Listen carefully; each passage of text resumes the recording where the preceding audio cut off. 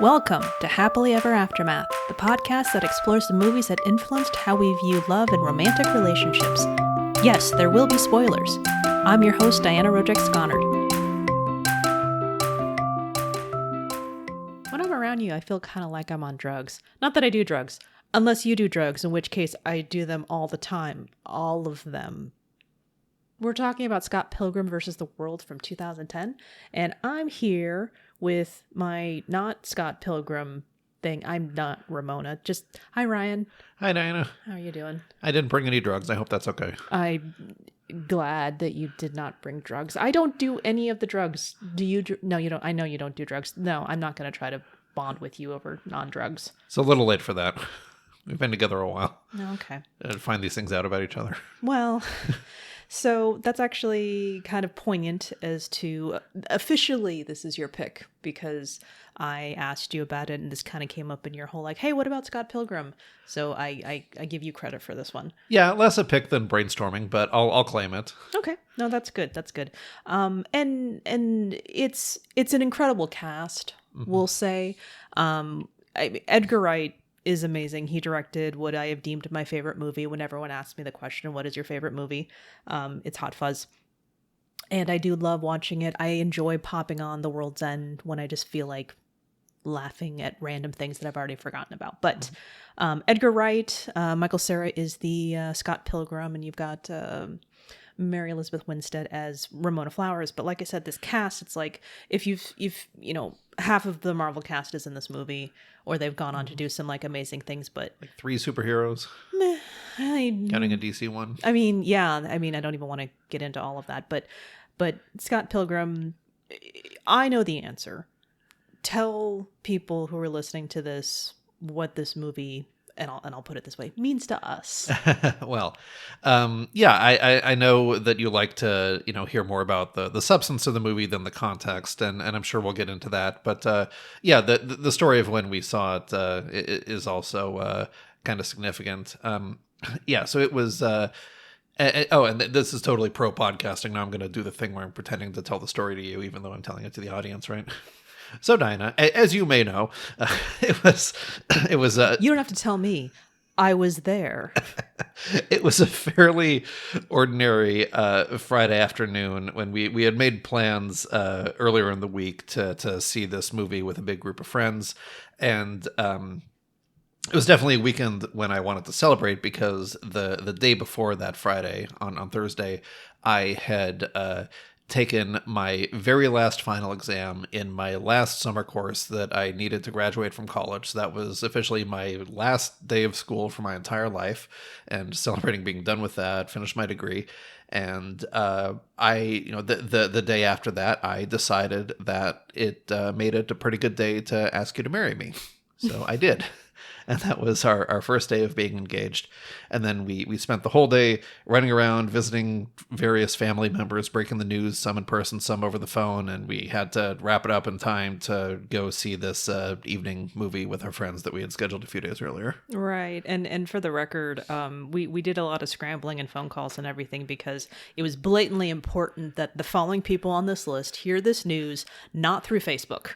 Right. We had a whole list of prioritization to make sure the most important people, which even though we were overloaded with important people, not unlike this cast, the deciding the billing order, thorny issue, because you got some big stars and oh my God, fairly major celebrities crammed into minor supporting roles. And when I told Chris Evans that we were engaged, he was wondering how I got his phone number and who I was. He looked devastated, if you ask me.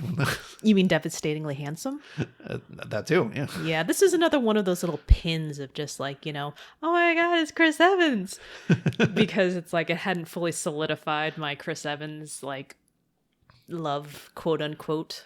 Yeah, so I'm trying to remember the Marvel movie timeline. He had already been Captain America at that point. I don't know. But like for maybe one movie, I think it was known more to the world as the Human Torch. No. He's Jake Weiler in my heart. Naturally. Yes. No, in fact, I was doing that thing too where I'm just like, well, here's Jake Weiler in 2001, and this movie came out in 2010, which means, I don't know. You're referring to Not Another Teen Movie. I love that movie so much. I'm not sure everyone would know who Jake Weiler was. See our earlier episode on Not Another Teen Movie. Yeah, that was a good one. Were you on it? No, I think I was the live audience for that one. I was about to say, were you giggling in the background because Polina did this to me? Okay. That was fun times. Right. So, so that's, wow, we jumped right into the personal aspect of it. I will pause for a minute and read this about Scott Pilgrim versus the world. In a magically realistic version of Toronto, a young man must defeat his new girlfriend's 7 evil exes one by one in order to win her heart. IMDb description. I mean, it's not wrong, but it's also a little bit oversimplified, which is exactly what happens. Yeah, I think magical realism is kind of the best label you can put on it, because it's like extremely surreal in places. Like the conceit, and it's based on a comic book, and the conceit of the story is that the whole place kind of runs on video game logic. Mm-hmm. Especially when one character takes Scott by the legs and throws him into a castle, and he falls down into the scaffolding. Right. And it gets right back up and fights all of his stunt doubles. Yeah. Not in like the way that like it takes place in a video game, but it just sort of like runs as though a video game world. I've heard that like River City Ransom is one of the big influences. I've never played that, but that's where the whole like you punch someone hard enough and they burst into coins. Oh, I was thinking more. Well, I mean, come on, I played The Legend of Zelda, and every time I stabbed animal, there's plenty of video games where that would apply. Yeah. Oh God, I mean, how horrible would that be in life if like you got somebody stabbed you because they needed like a gem for the sake of buying a potion, as opposed to your wallet for the sake of buying drugs. Wow, you made this dark, Diana. Well, I could give them my wallet without them stabbing me. I don't need to die for them to get my wallet. Please don't test all of this. Would the world be a more charming place if we refer to illicit drugs as potions? But I need them to live. Yeah. Well, prescription drugs. I was talking about like street drugs. They don't generally make you healthier. You don't know that? Yeah, fair enough. Because we don't do drugs. What we see earlier quote. Do we need to do drugs? Would we know these things? Why do you keep asking me this? I don't know. Why do you ask this on the anniversary of when we got engaged? Okay. So yes. So that answers the initial question of, when you saw this movie for the first time, where you saw it, how you saw it, and conveniently for you also. I was about to say I can't fill this time right now because the answer is the same. So I just got it. I just got proposed to that morning. Mm-hmm. And yeah.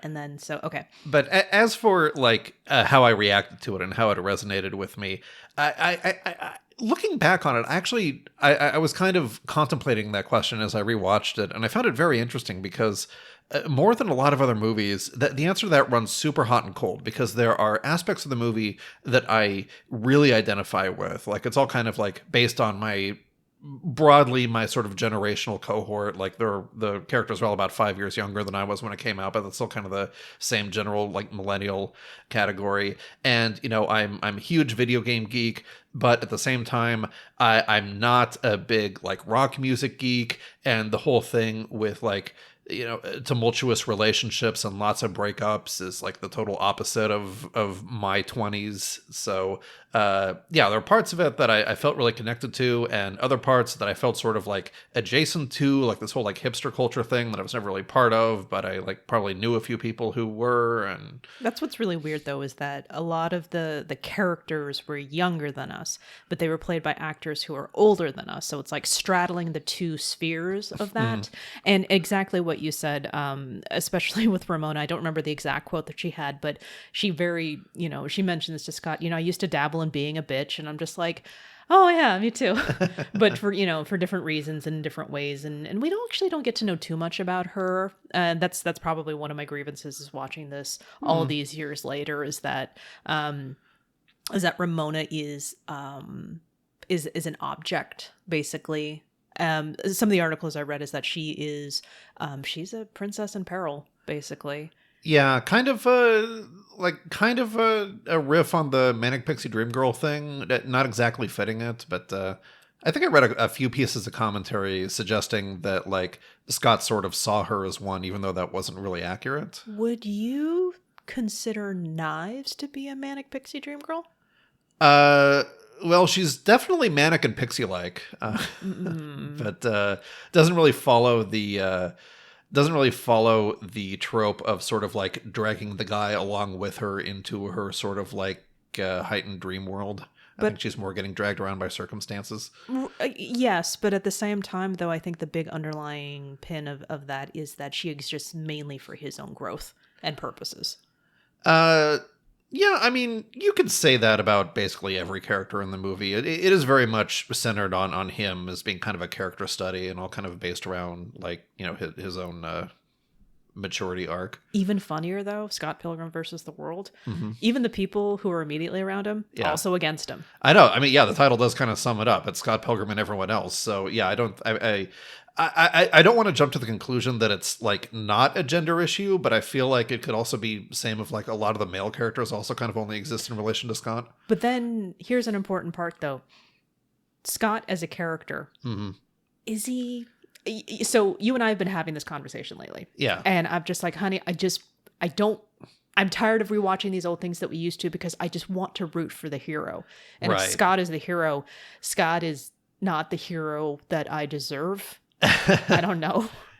Or possibly the one you need. Yeah, I agree. Not even close. I mean, because it like there's the basic formula of like any movie that can choose to either follow it or deviate from it. The formula being that like you relate to the protagonist. The protagonist is someone you like and want to succeed. And some movies, you know, that's true. And then there are other movies all the way on the other end of the spectrum. Like, for example, Goodfellas gets brought up a lot. Maybe not even the strongest example, but where like, no, you're not supposed to approve of what the main character is doing. You're supposed to maybe empathize versus sympathize. You're supposed to maybe like see the story from his perspective, but not necessarily want to be him or approve of what he's doing. And yeah, I think Scott Pilgrim versus the World is, if this isn't overstating it, I think it's kind of a challenging movie, very slightly, in that it sort of has this like rom-com shape to it, but it doesn't really fit the rom-com formula of like, these, two, doggedly nice young people, and you really want to see them work out their problems so they can get together and be happy. And, they aren't perfect people. They don't make very respectable decisions all the time. And I feel like your enjoyment of the movie kind of hinges on how much you can engage, not with the character as a person, but with their growth arc. That, Scott is a more mature and more respectful person at the end of the movie, at the beginning. And that's where the satisfaction comes from. Not so much that you're like on board with his journey at every single step. So I'm going to challenge you just a little bit. First of all, you said doggedly good people? Okay. Well, I wanted you to clarify that definition for me. That might not be the best word. I guess in my head, I was thinking like sort of, persevering through adverse circumstances or something like that. To an extent, I'll buy that. But one of the things you said is like, it's kind of like rom-com-esque, but at the same time, they're not perfect people and they're not exactly doing that. First of all, I always hated that. They're not perfect people. I'm like, you brought up Goodfellas, and that fascinates me because the whole thing about like you're not exactly rooting for them. I don't know if a lot of the audience got that memo. Well, yeah. Yeah, so it's just like it's so funny that you put like Scott Pilgrim in the, maybe in the Goodfellas camp in that area. I was thinking more along the lines like, well, maybe more like the Fight Club camp where people just like again didn't get the memo about what it was about. Then it's just like, yeah. Yeah, and that's interesting. I mean, it does raise the question of like if you are someone who's in your early 20s and is, midway through a series of, medium to bad relationships, and you see a lot of, you've been in that situation, you've maybe made some of the same mistakes as these characters, and perhaps most importantly, maybe you haven't actually learned all the lessons that they're going to learn. Maybe you do engage with the story uncritically, and maybe you do like really, see Scott as the hero, and I don't think that makes it a bad movie either. I think it maybe even makes it a bit multi-layered. I don't know. Well, speaking of the layers, in terms of the rom-com elements, first of all, I'd like to note that whole thing about like, you didn't get the memo. As somebody who didn't get the memo, I'm speaking on behalf of them. Like Fight Club and Goodfellas, I didn't get the memo when I was younger, so that's why as I got older, I'm just like, I don't like them. Well, I mean, don't be uncharitable to yourself. It's not like you were sitting around thinking like you wish you could blow up credit bureaus in real life or be a mafia princess. But maybe a little. That was my life's ambition when I was in high school. But Yeah, I did enjoy some. Never mind. No, I'm just saying, like, that. Hey, these movies are they have more than one layer to them. It's okay to engage with them on the level of a theme or a metaphor. You don't have to literally think like, oh, if that person were in real life and they did that thing, that would be a good thing. You're allowed to have a different moral standard for a fictional story than like actual actions. These people can be heroic within that. Within that narrative space, and that's what I'm trying to say. Let me go back to that rom-com thing. Sure. With Scott and Ramona and people making like, bad decisions, I understand that. If you were to go like to the 1990s rom-coms, basically you would see the protagonist, most likely female, in a relationship with, I believe Polina had made them had characterized them as the podiatrist. Basically, where it's just the boring but stable, fiance or whatever. So it's just like that kind of thing where you bring that up. Where probably played by Bill Pullman. First it was a generation of Bill Pullman, and then it was a generation of James Marsden. And totally. then they finally got their things, and then they went off and I like Bill Pullman. Became the president. Yeah, exactly. Yeah. And Teddy from Westworld, respectively. No, I like Bill Pullman. How dare you? I was going to say Cyclops, but no, that's still the boring that's still, boyfriend. Yeah, it's not. It doesn't matter if you can shoot lasers from his eyes. He's still. But you think that would be enough, but not when you got the guy who can get knives from his knuckles, and also bullets in the head. Speaking of knives, I'm sorry. Actually, if you had a segue for that. No. Really, really think about this. It's like, if this were Knives' story about being in a bad relationship and then just growing as a person, which it kind of is, but continue. But she's in the not secondarily. No. But how much is she on the screen? Not much. Okay, and you just sent me down a mental rabbit hole of tabulating the whole cast screen time, which is very difficult because, right. In fact, I was even as we were talking before the show about like if you're going to list off the cast, like who were the like 4 or 5 most important characters, it's like really hard to think like, wait, who does get the most like screen time after? Well, it's hard because it's like there's like the Scott bandmates and the band. No, not the bandmates, the band collectively, and then Wallace, Kieran Culkin's character, and then right. Knives is a pretty big part of the story, but she's not always around, and then you have this kind of like fluctuation between Scott's sister with Anna Kendrick, and then Julie, who was just constantly like, being interesting background, angry at Scott person. I think she was saying the things out loud that we all wanted to say. Yeah. Julie, a small but memorable role. Well, what's weird though is that watching it then, she's just like, I'm like, God, what a bitch. And then as I watch it now, it's like, God, why isn't she louder? Yeah. I mean, because if you really think about it, like in the beginning, I'm. It's hard not to love Aubrey Plaza and like most anything. Well, I find a way because sometimes she's amazing and sometimes it's just like, oh, it's this again. It's sure. It's a Ryan Reynolds effect. It's a Michael Cera effect. Okay. Where I'm just like, oh, you're doing this again, huh? Okay. Diana has very nuanced opinions about actors. Okay, so there's this whole thing with Michael Cera where there's like this joke thing going around where he's like an asshole. And I don't know if it's real or not, so I bought it. Yeah, it's like it kind of seems like it started as one of those like Hollywood memes, like he plays like these quiet nice guys on screen, and actually he's a real jerk in real life. And it was like, did that start because it's funny or because it's true, or I don't know. First one then the other? I don't know. Does the joke become real? I don't know either. Right, or maybe I'm just still angry about that season of Arrested Development where I checked out. Sure, I don't know. But ultimately, rewatching this, just things are ickier than they were before because we were slightly older than them with these characters when we first saw it. And now, over a decade later, and I'm just like, wow, really hearing 17 and 22. And even though he's meant to be endearing the whole time, I really like that his peer group are just like, what are you doing? Yeah. What are you doing? What are you doing? And a third time, what are you doing? So, yeah, it's, I was reading that it didn't do well financially. Mm-hmm. And I was, hypothesizing that this movie was a lot of fun for probably our demographic.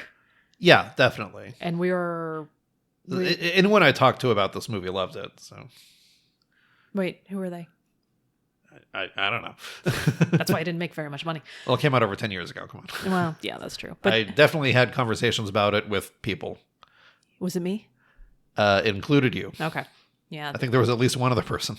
When we hit play to do the rewatch exactly 11 years ago to the day of seeing it the first time. To the day, yeah, that's true. To the day. I could probably find the stub if it was, find out. I think we saw a really late show.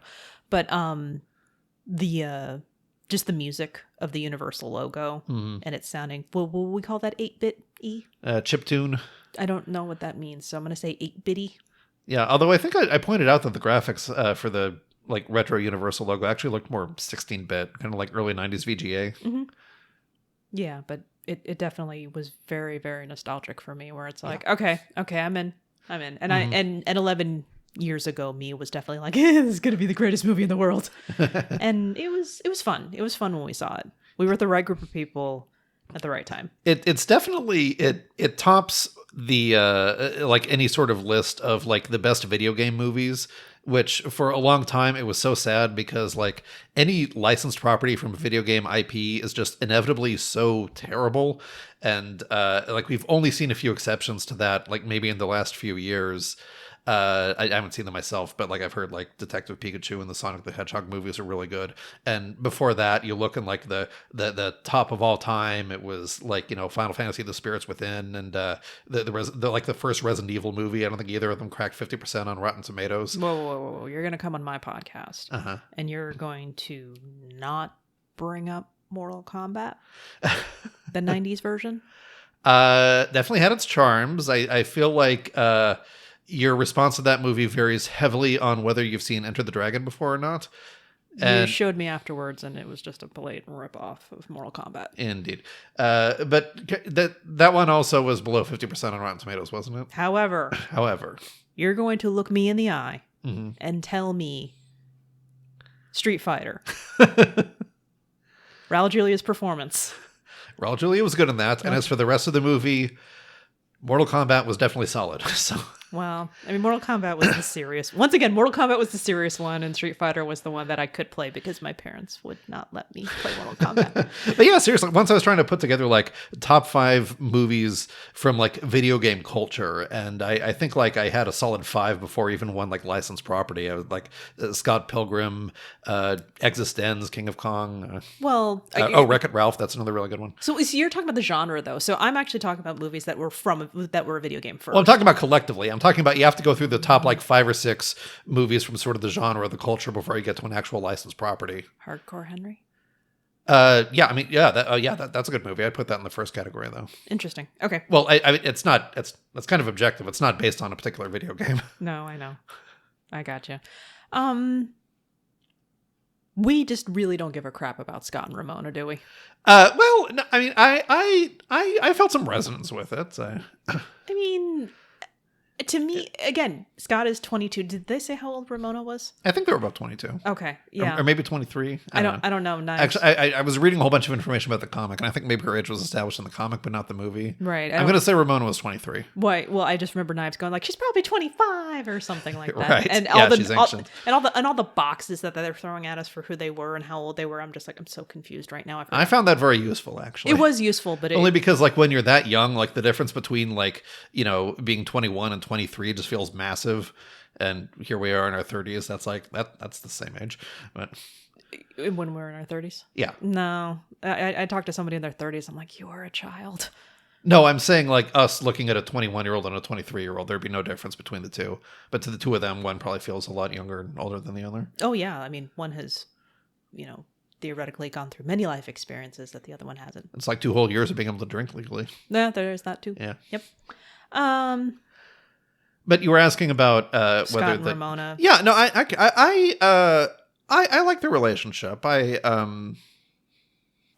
found Mary Elizabeth Winstead in particular pretty engaging. I think that's like you were saying, her character is a little bit underdeveloped, and I think that kind of works the movie's strength a little bit, in that she's kind of enigmatic, and you get the idea that Scott is, kind of infatuated with her, maybe in part because he doesn't know her that well. She's just sort of this, like, cooler than cool, with like the, hipster fashion sense and the crazy hair and this like very aloof thing where she can teleport through his mind or whatever. His dreams. That was, there's like apparently a lot of details in this movie that like briefly allude to stuff from the comics that was more fleshed out, and they were kind of between a rock and a hard place of like, they can't spend screen time actually explicating it, but if they cut it from the movie entirely, then the fans are going to be angry. So they give it like these really brief nods that like she's able to like enter into his dreams, and she uses it as like a physical shortcut in order to get between places, and then it's just like never revisited. So it's okay, but that's, which is even more interesting because she's like the first Amazon delivery person before the big explosion of Amazon doing quick deliveries. Oh yeah, that's true. I guess that wasn't as ordinary back then. Yep. Have like a full-time before they were just going through like commercial parcel services, right? Or, like ship it by UPS or whatever. That's why I thought it was really weird that he ordered something from Amazon and it's just like it was her delivering. I'm like, how is that even remotely the power of the movies. I guess, yeah. Right. Yeah, okay. Yeah, like I said, like underdeveloped, and like I said, there's nothing there. You find out more about her relationships with all of her exes than you really pay attention to. It's just like their relationship is through the lens of her exes, and that's really weird. And subsequently enough, as you progress through it, she has to find out that he was with Knives when they first got together. So that was there. It's like there's already there was conflict before the relationship even got started. Yeah, and I do think, I mean, it's not equal. It's not totally symmetric, but it is interesting that we also kind of find out more about Scott through the history of his breakups, and particularly the thing about him being kind of a jerk and kind of having some things to make amends for, as we're like slowly dripped out this information about like his breakup with Envy, and in particular his kind of messy breakup with Kim, his bandmate, the drummer, that they had some like relationship in high school that she was not totally satisfied with the way it ended, but we were cool, right? Yeah, exactly. And she's just kind of glaring at him from the background in these scenes. So yeah, it's like, oh, he left behind this bad blood, and we also find that out through, I think the battle scars is the phrase that was used in the movie, and Scott and Ramona both have them, and they both left behind some regrets. So like I said, it's not the same, and Scott definitely enjoys more characterization than Ramona does, but I think the movie's at least trying to make it a little bit symmetric. A little bit, though, which is so funny because he got dumped by Envy. He dumped Kim. Right. He dumped Knives in an even worse fashion. That was terrible. That was freaking terrible. Like moments after she used the L word. The L word, not the 4-letter one. Yeah, not exactly at him, but so much it's just that she's like, it's that it floated in a pink cloud in front of her face. But she didn't say "I love you." She just said, "I'm feeling love." I thought she said "I'm in love." Oh, in love, something like that. That's even worse, Okay. At least I don't know. Well, I don't know. I would assume "I love you" would have been more. Which is more dramatic, I love you or I'm in love? Is there a pink cloud involved? I mean, I think you have to do the drugs for that. I don't know. I'm just buying time. Yeah, and then in this instance, though, the second he finds out like all of these different things about how she left her ex, she left her ex. She's never been dumped in her life. I actually can't remember based off of "You were never the dumpy," I think was the quote. Right. And then from there, it's the second he's like, she's amazing. I have to do this for her. I have to do this for her. I'm going to hurt this person in order to be with this person. Actually, he's kind of discounting everybody, like his band and his girlfriend. Are you talking about like the decision to fight all the exes instead of just getting out of the situation? Because he doesn't really like make that decision. Like, he doesn't really understand what's going on until like the third X or so, right? No. I'm talking about like practice, and he brings his girlfriends, and Oh, it's just like they're like, no more girlfriends. Okay, ding dong, she's here. And then he's like, okay, everyone, bye. It's like, we gotta. Okay. Yeah. Running theme that Scott is kind of oblivious and selfish, and not really in an intentional way. But like we said, he's immature. He doesn't really understand how he hurts people. So right, but at the same time, though, I think the movie, if you can describe him as such, I think it's really good to underline that it's just like, yeah, he's oblivious, but at the same time, he's still, he gets there at the end where he sees all the damage he's leaving in his wake. But he needed to grow, and he did. So it's a happy ending, relatively. Okay. It's just, I just have this whole thing about like, I don't know, this big thing about accountability lately. Sure. Again, you and I have had this disagreement about how it's just I've been given a lot of advice in my career where I need to, when I'm working with people, assume good intentions, and it's just like Yeah, it's hard, but I guess I'll just say, it's different when you're 22, and it's different when it's a fictional story. So I guess I feel too much. I mean, it's the empathy. Mm-hmm. My empathy is so explosive. I mean, you've been annoyed by it. You get it. Sure. I mean, yes, that was me calling myself needy. It's excellent relationship jujitsu, and you put me in a position where I can't say anything. I win. You always win. No, I don't. Okay. But I'm going to anyways. Yeah. So there is a lot of interesting parts in this movie where you've got Stacy Pilgrim talking to Scott, like, do you see a future with this girl? And and sure enough, it's like I laughed when he said, like, you mean with jetpacks? Like, that's a good line. That is okay, that's funny. There are so many good one-liners. I was like, ones I didn't even remember I was laughing at when we watched it. Right. And I'm trying to, like, some of them where it's just like, oh, that joke doesn't feel the same in the future, and then that one, like, no, that one holds. That one holds pretty good. Did anything stand out to you as being particularly funny that you didn't remember was in the movie? I read it in the IMDb trivia where it's basically just like how it's making fun of hipster culture, and how they're walking in, and there's a background comment of just like, their first album's not as good as their first album. Yeah. And they are watching a live performance, and afterwards it's just like, oh, they're so much better. What was it? They're so much better. You need to see them live. You need to see them live. They're watching them live. I was about to say, that's wait, what I'm saying does not make sense. Yes, you need to see them live. I think my favorite takeaway funny moment from this is immediately after the phone is picked up, it's like, I need your help. It's Scott. What's he done this time? No, I'm Scott. What have you done this time? No, now I'm remembering one where it's just like Wallace falls asleep and Stacy calls Scott, and she's just like, what did you, blah, blah, blah, what did you do? It's like, who told you that? Oh, Wallace did that. He's not conscious right now. And he turns around and his phone is in his hand. He texted her. Like in his sleep. In his sleep. And he wakes up. It's so fast paced too. It's very fast. Oh, and I remember this being in the trailer, just where Knives comes in. Again, it's sad because it's Knives, but he's just like, is Scott here? And Wallace like halfway closes the door. Oh, Scott goes through the door, or goes through the window behind him. He just stepped out. Yeah. And it's just so dumb.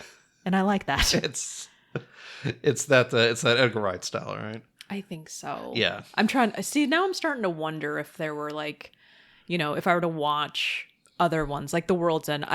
It's one of those things where you tell me like, no, he's not a good guy. That's the point. He has to grow. And I'm just like, another movie with a challenging protagonist. Right. But at the same time, it's like, I'm too busy being mad at him to appreciate the humor of everything that's around. But at the same time, it's just like, nah, I don't have the energy to laugh at it. It's just like, I'm too busy being upset at how people have wronged me that way. Yeah, I know what you mean. Yeah, because we're living in times where it can be difficult to summon up the energy for much of anything, and I can definitely sympathize with wanting the simpler movies with the uncomplicated protagonist, and it's easier to feel good. And I'm not gonna hold it against you if it's like, I'm not saying that, like, the Scott Pilgrim or The World's End is like a challenging movie. Like, oh, it really makes you think about these people and what they go through. But yeah, it's like, okay, the protagonists are kind of jerks, and you kind of have to like be engaging on with it at a certain level in order to kind of see it from their point of view and enjoy the journey more than the destination kind of thing. I'll admit my own evolution where it's just like I am also not. It needs to be a 9 or 10 in order for me to be like, that was good. I have no patience for 4s and 5s. Like, we've been watching a handful of movies, and again, because time is just so precious to me right now, it's just like, this better be the greatest movie in the world if you're gonna have me watch it, honey. All right. And you have like no chance of getting me to watch anything halfway crappy at all. Yeah, like we just went through that with Gunpowder Milkshake, which I almost called by its alternate title. I had to stop for a minute to remember. We've been calling it Hamburger Earmuffs just because the cadence matches perfectly and it's funny. That's a pull from The Simpsons if it doesn't make any sense. But still makes me laugh. Anyway, but yeah, after we watched Hamburger Earmuffs, we were like, we kind of agreed on what its strengths and weaknesses were. But I was like, oh, okay. I mean, it wasn't perfect, but it was worth watching. And I came back with, why? Why was this not better? I've been waiting for this movie for months. Never get that hour and 45 minutes back. It was longer than that. Because we had to hem and haw about when we were going to watch it? Yeah. All right. Well, obviously, I'm a hoot to be with.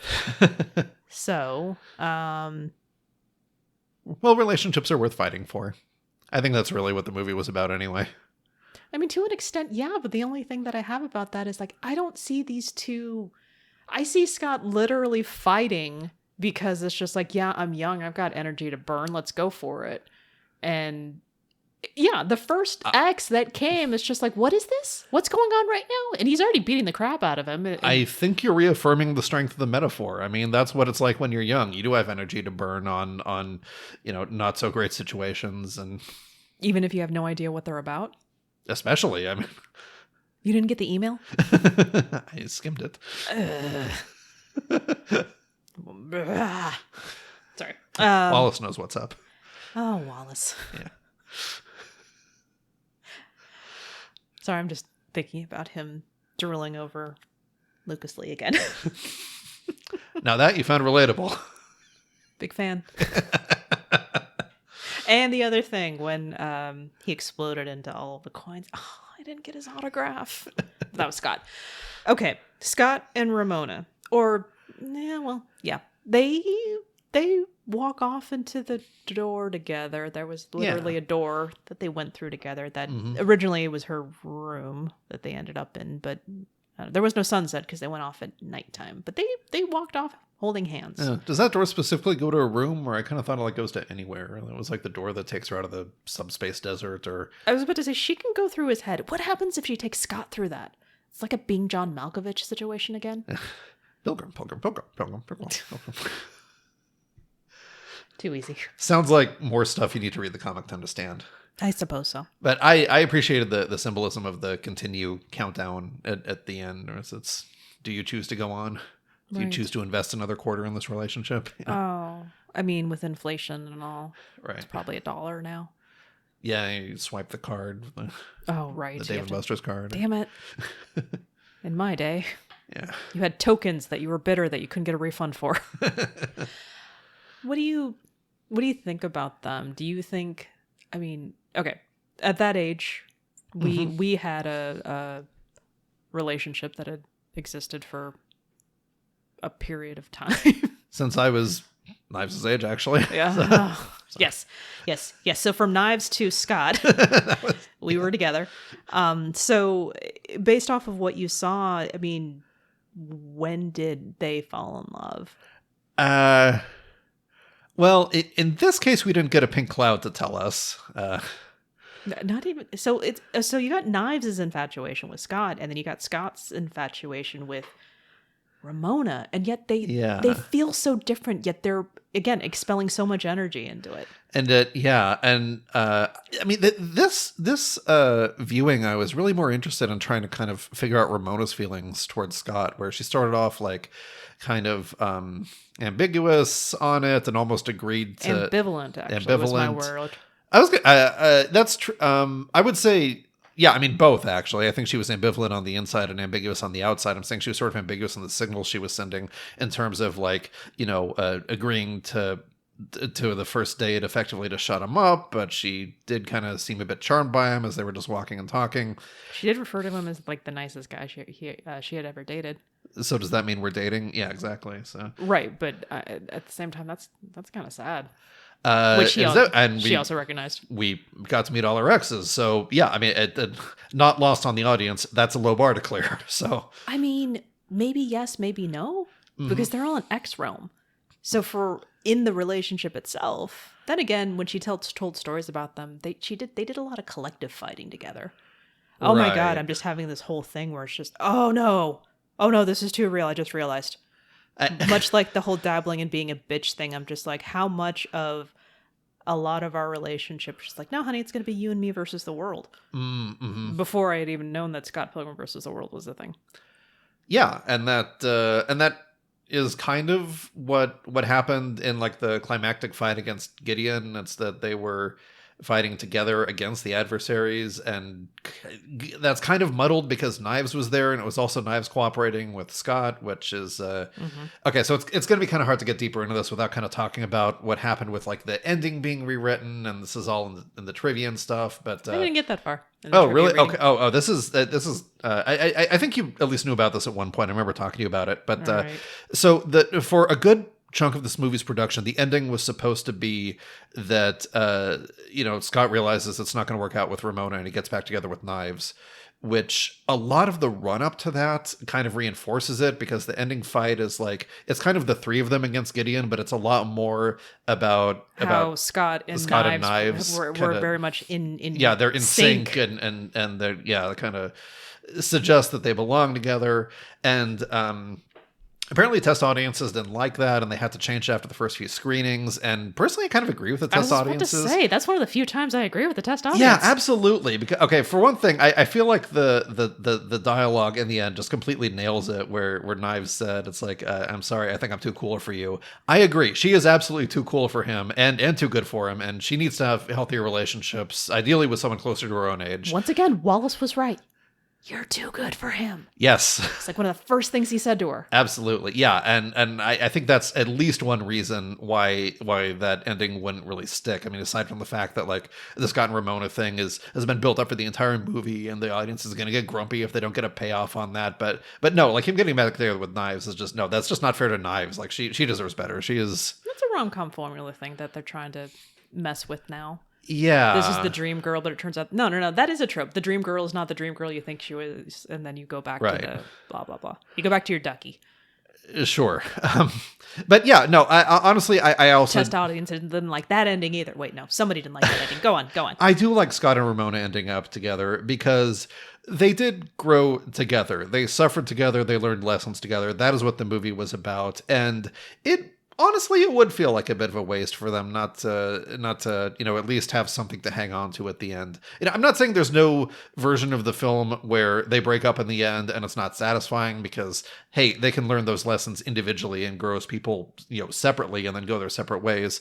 But the entire movie is about breakups and kind of about relationships failing, and just watching this relationship fail like all the others at the end, I think there would be something deeply unsatisfying about that. It's just yes, one too many messy ending.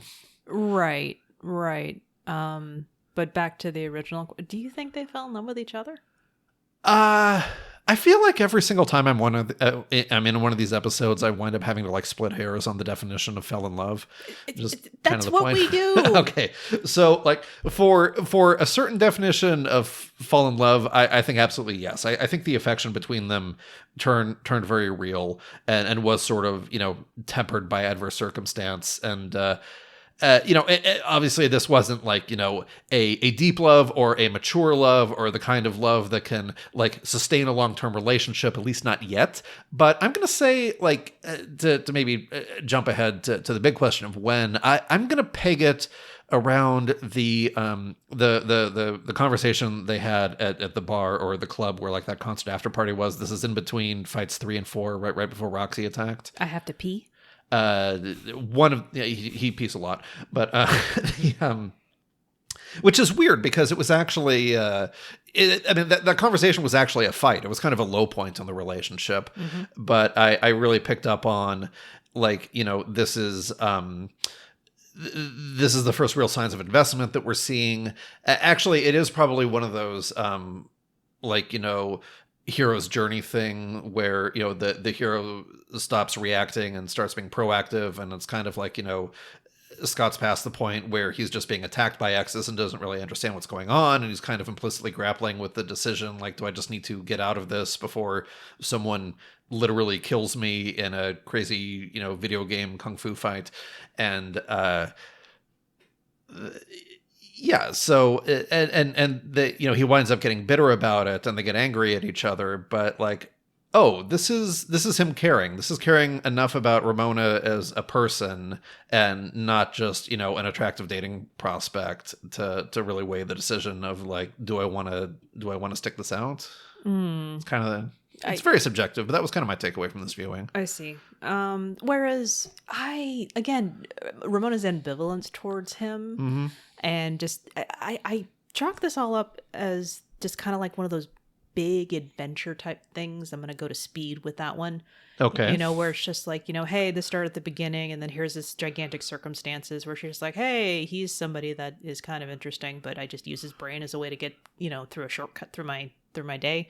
And then like, oh, the things with the evil exes. So now instances of personalness is going to come together. And Speed, it's we're gonna die, and in this instance it's like, I got to tell you about my exes because you might die. Right. So it's like this situation is throwing them together in these very intense sets of situations, and in this case it's emotional because it's connected to the fact that she has these evil exes bringing up this whole thing, and he happens to just like her. So I think that it has that kind of volatility in the relationship, even though there are questions of just like, Scott is infatuated from the beginning. Like, he's infatuated from the dream, even though technically totally. It's her, but it's not. And then he sees her in real life. It's like, do you know her? And even Knives can tell that, like, what's going on? Right. Not to the point where she understands specifically what's going on, but she sees that he's affected by it. So, have you seen a girl with hair like this? It's Ramona Flowers. Oh. Yeah. Again, another great joke. Yeah. So I think that there's like an appreciation towards the end. Again, she's like, you're the nicest guy I've ever done that. And then sees this maturity that he's gone through, which you have to say that she thought that he would fall into the League of Exes. Another evil ex waiting to happen. Yeah, exactly. And the fact that he didn't is, again, it's a low bar to clear, but at the same time, it's a nice symbol of hope. So yeah, I think that's why she's part of that whole thing with going off with him at the end. But I think that's more hopefulness than any type of sentiment.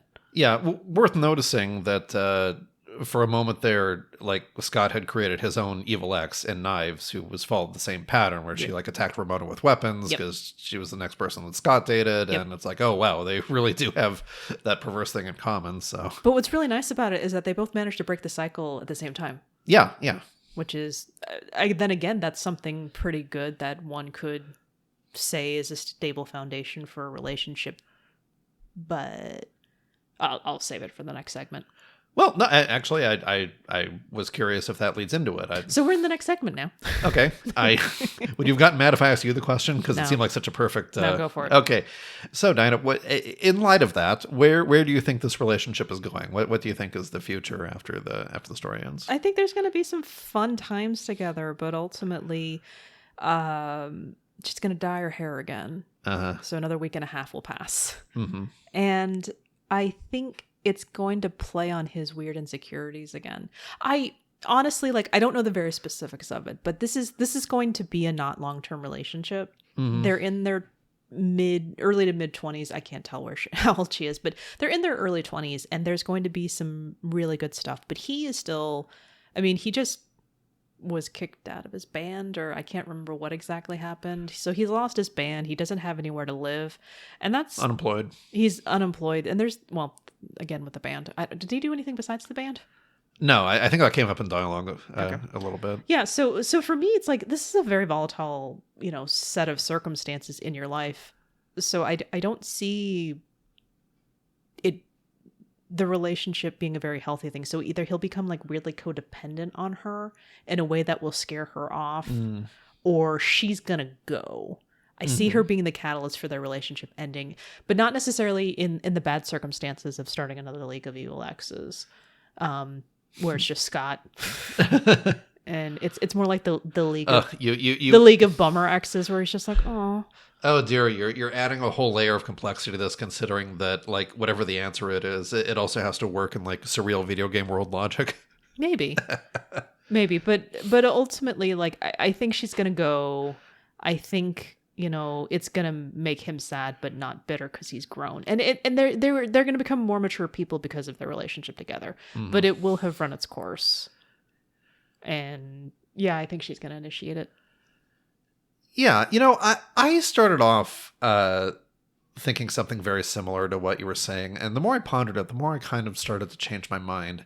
I mean, I do feel like, especially if you're going for the realistic answer, it's easy to be cynical about these movie relationships and about, like, are they going to stay together, or even if they get married, are they going to get divorced, because it takes so much to really be compatible with another person, and it's so easy for a relationship to end. And out of all the relationships in your life, there's at max one that like lasts until you die or what have you. Sorry, Would you rather she poked him and he became coins? Because it's about the same as the last movie you picked, where I wonder if that's they lived. I wonder if that's like a retirement plan in this world. Or Coins. like do the coins go to your estate or? It's way too complicated. However, I was thinking that okay, so clearly the big theme of this movie is about learning from your breakups, and this relationship between them, or at least the relationship that's sort of like being rekindled at the end of the movie, is about like the product of what they've learned and how they've grown as people. And my first impression was like, oh yeah, like they've made some progress, but they still have a lot of growing to do until they, find their one partner that they can really have like a sustainable long-term partnership with. And yet, point number one, you don't only learn from breakups. You also can learn from a relationship and grow as a person while remaining inside it. And, point number two, I am not a person to be cynical about being able to stay in a relationship from the age of 22 forward. That is a thing that can happen. Mm-hmm. So I'm thinking like, as part of maturing and as, part of, progressing through your 20s, I would say there's like a part of it where, you learn from dating haphazardly and, following your emotions and your hormones and having messy breakup after messy breakup. Not that I speak from experience again, but I've had enough, friends and whatnot that to observe that happening. And then there's another part of your adulthood where you don't learn from that same pattern, where you can, grow inside a relationship and mature with a partner without having to end things or break things off at the drop of a hat and go find some other partner who doesn't have that baggage, and you wind up finding someone with a completely different set of baggage. And eventually you need to be able to find stability. So, again, going off the fact that this is happening at the end of a development arc, and that the whole kind of point of the movie and why we're sitting in a chair watching the story on a screen in the first place is that they are more mature people at the end. They have gained something from this. I actually am going to go out on a limb and say this relationship can last. Okay. What is your version of it lasting look like?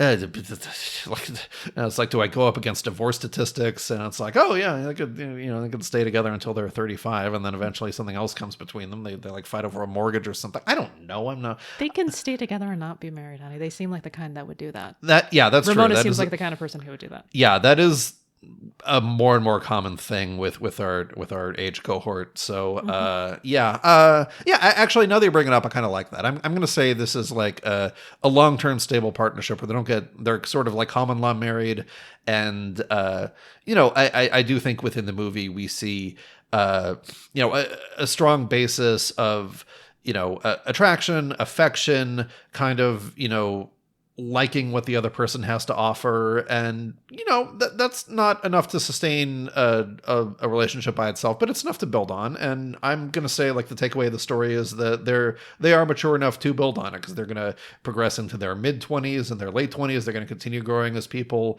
and they've already learned one of the most important lessons, which is that you have to fight for your relationship, hopefully metaphorically, but that is something that we've seen that they can do. So right, that's that's something. That is something. And I'd also want the record to show that I believe that people in their young times can have stable relationships, and the breakups. I don't know it specifically from experience, but yeah, no, of course it's I don't have the same cynicism. I just don't like them. That's why I provided my thing, because if you go back, my emotional connection to movies like Mannequin, they should not have stayed together, but I wanted them to. Fair enough. Yeah, basically. And the most important part of the prediction is Knives gets a much better boyfriend. I think the most important thing is Knives. Knives is awesome. Yes. Yes. We want what's best for her, as does Wallace. Because yes. Wallace is the best. Right. Okay, anything else you want to say about the movie Scott Pilgrim versus the World? Okay, now I just want to see like a spin-off featuring like Wallace and Knives and Stacy, and they're all just like friends, and they like have adventures together. Right. Well, Julie can show up, I mean, Stacy is only a year older than Knives, so there's like no reason for them to not necessarily have a lot in common. Yeah, they could be good friends, right? Sure. I don't know. For all we know, this is already in the graphic novel, and we're just like, you know what they should do? Get all these people like, actually. So I said a movie. Movie. I want this cast back. So talented. Gotcha. Okay, so I guess we can close the books on Scott Pilgrim, and thanks for joining me, Ryan. Yeah. Thank you for having me. This was a pleasure, as always. Yeah, thank you so much. So if you have any thoughts about Scott Pilgrim versus the World, or anything we mentioned about the future of Scott and Ramona, or more Wallace and Knives and Stacy fan fiction ideas, you can hit us up. Still on a kind of a social media hiatus, but I am checking the email at contact@HEAMCast.com. And I believe Ryan is out in the world, but mostly just kind of hanging around retweeting HEAMCast tweets. Wait, we have none. If you look on the HEAMCast feed, I'm sure you'll find me in there. Yeah. So I'll be reading the replies. So there we are. Thanks again for being nostalgic with me about this movie that happened to coincide with something big in our own relationship. Yeah, well, thanks for saying yes. All right, until next time, may your aftermath be happy.